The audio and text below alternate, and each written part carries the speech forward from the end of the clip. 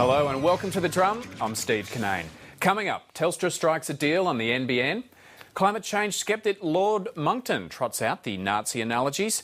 And we talk to Ray Colby from the SBS series Go Back to Where You Came From. Our panel tonight, Soutphommasane from the think tank Per Capita, economist and political commentator Eric Knight, and ABC News Radio's John Barron. Well, on a day when the government was keen to look to the future rather than to dwell on the past, Julia Gillard has announced an $11 billion deal between Telstra and NBN Co, which will help roll out the national broadband network. Today, I'm able to announce that, subject to ACCC and shareholder approval, Telstra has agreed to join the fibre optic future of the NBN. What this agreement means is that we will be able to see the close down of the old copper network and its replacement with fibre to the home. But the opposition communications spokesperson, Malcolm Turnbull, says it's a terrible deal for taxpayers. Basically what you've had is the Commonwealth Government, through NBN, using billions of dollars to pay Telstra and Optus not to compete with the NBN on their HFC networks. And obviously the price was right, and so both recipients of the Commonwealth Government's cash are happy about it. But that doesn't mean it's good for the taxpayer, and it doesn't mean it's good for consumers. I mean, what has driven down broadband prices in recent years? What is it? It's competition. John, Julia Gillard said this will be the year of delivery for this government. You get the feeling they're going to milk this one for all it's worth? I get the feeling that Malcolm Turnbull is going to milk it for all it's worth. This idea that the national broadband network is so good that we have to dig up the competition. We have to get rid of it. That's like saying, well, we're going to build this highway all around the country and then dig up all the rail lines because we don't want people on those slow old trains when they could be on the super highway. So it's curious, the logic here, that Telstra is being paid $11 billion, Optus being paid close to $1 billion to shut down the copper network and the other wireless networks available, and to get access to the holes in the ground that they now don't have to dig for the national broadband network, and will make it a little bit cheaper. There seems to be no doubt that those that are into their technology say that this is a great U-Butte sort of an option, and within a few years, when we've all got super high-speed broadband, we may all think it's U-Butte as well. But in the meantime, a lot of people are saying, well, I'm quite happy with my ADSL too through the copper wire. Why do we need to be spending billions of dollars on this? So, Tim, does that make it a bad deal for the taxpayers? Oh, not at all. I think you have to bear in mind that there's a real asset value involved in the national broadband network here, and the government has said that it will sell off the NBN after a few years of ownership, 5 I believe, and that could be in the vicinity of $30 or $40 billion. And that's going to be money back to the taxpayer. And don't forget as well that this is a real digital nation-building investment that the government is making. And it has a very powerful story to tell with the NBN. It was a very powerful story in the 2010 election. And I think the government will take a lot of heart from the kind of responses that it got last year from that story. Eric, it was popular during the election, but is it likely to be a winner for Labor, do you think? Not really, because I think, look, everyone agrees that we want fast internet to our houses. The real issue here is how you do it. And I actually think Malcolm Turnbull's on the money here, and I agree with John, that it's about how we do it and how much it's going to cost.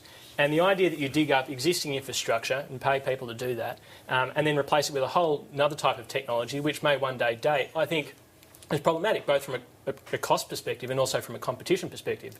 I think what Malcolm Turnbull was trying to get at today was that, yes, you can pay off Optus, yes, you can pay off Telstra, but what about all the other small providers that are going to be out there vying to compete, to put down different ways of delivering internet to our houses? That's the story of competition that's missing from this agenda. And as much as Stephen Conway wanted to go out and say this was a winner for competition, competition is actually the weakest link in this plan. Tim, we've seen massive competition reforms that have made Australia better in the last 10 years. Is this going backwards on that front? No, I don't think so. I think most economic commentators would recognise this as having some macroeconomic value, especially if you look at the kind of productivity contributions that a national broadband network can make to the Australian economy. And bear in mind too that there are going to be benefits in areas such as health and also education, and there are, to use that Rumsfeldian phrase, some known unknown benefits to NBN as well. We can't foresee just how an NBN will transform Australian society and the Australian economy. Eric, what about those aspects, particularly about regional Australia, how people who may not be able to see a doctor in their local area, a certain specialist may soon be able to do it courtesy of the NBN. Sure, well, look, I totally agree. We all want fast internet, and this goes back to how you achieve it. I mean, that's what this is all about. And just on Tim's point about economic commentators sort of saying this is going to be a good thing, I mean, Optus was all smiles today, but previously, you know, for the last couple of weeks, that is, they've been arguing, saying, look, let's work out how we're going to sell retail services to customers here. Telstra's going to get various special advantages that we're not in on, and that's not very competitive. You know, so I think Optus itself was, you know, happy about the deal today because it just got $1 billion. But, you know, in terms of the broader picture here about how it's going to sell retail customers to consumers in the future, I think there's still a lot of questions to be asked. Well, when Malcolm Turnbull was appointed the opposition's shadow communications spokesman, he was given the brief by Tony Abbott to demolish the NBN. And this morning on ABC Radio's AM program, reporter Amy Woodley pointed out to Mr Turnbull he had not asked one question in Question Time this year about the NBN. Who asks the questions and the text of the questions is determined by the leader, not by me. Are you disappointed that you haven't had more of an opportunity? On the range of life's disappointments is not very high. OK. But Malcolm Turnbull rectified the situation this afternoon. Order! My question is to the Prime Minister, who only a year ago said the government had lost its way.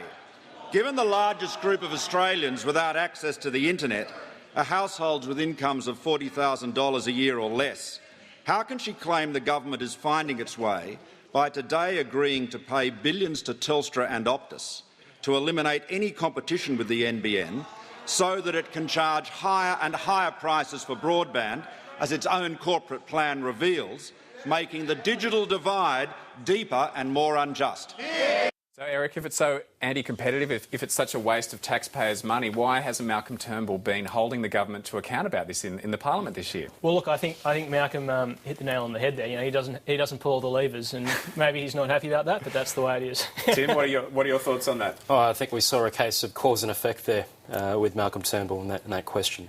There's no doubt in my mind that Malcolm could have asked those questions if he wanted to. He's a very determined, very resolute individual, and I have no doubt whatsoever that Malcolm Turnbull has certain leadership qualities that I think aren't explained away by. John, can you explain that one? 6 months it took them to ask a question about the NBN, or Malcolm Turnbull to ask one? Yeah, I mean, clearly it was a lovely team-building gesture from Tony Abbott to say, Malcolm, your new job is to take on something that is extremely popular, and that will be your sole laser-like focus for the next year. Something that is so popular with the crossbench independents, they decided who would form the government on the basis of this. Go out and see if you can poke holes in that, and try not to say too much about the emissions trading scheme. I mean, clearly Malcolm Turnbull is doing what he has to do to stay there, but he also knows that there probably aren't a whole lot of votes in his potential comeback to a leadership role in the future in attacking the NBN. But those questions about competition are perhaps going to continue to be asked, and they might become ever more relevant when older people perhaps that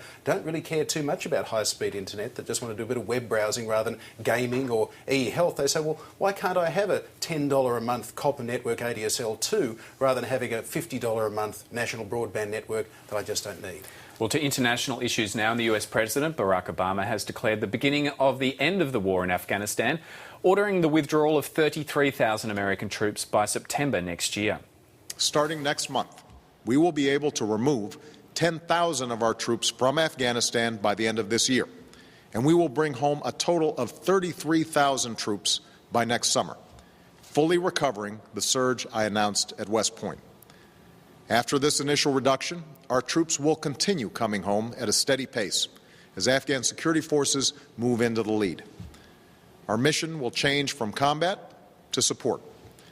By 2014, this process of transition will be complete, and the Afghan people will be responsible for their own security.